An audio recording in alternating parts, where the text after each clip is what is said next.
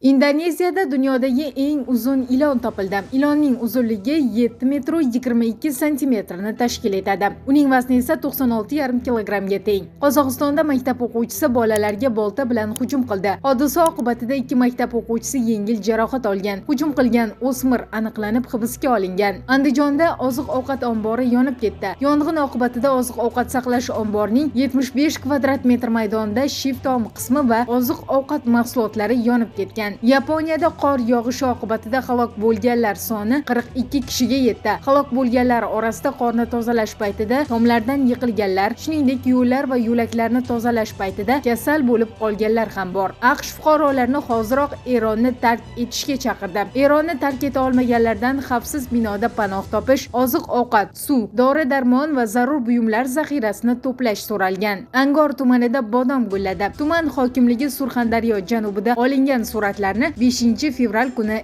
e'lon qildi. Har kuni sizdan yashirilayotgan voqealar bor. Ularni bilishga tayyormisiz? Unda Telegram kanalimizga ulaning. Havola profil shapkasida.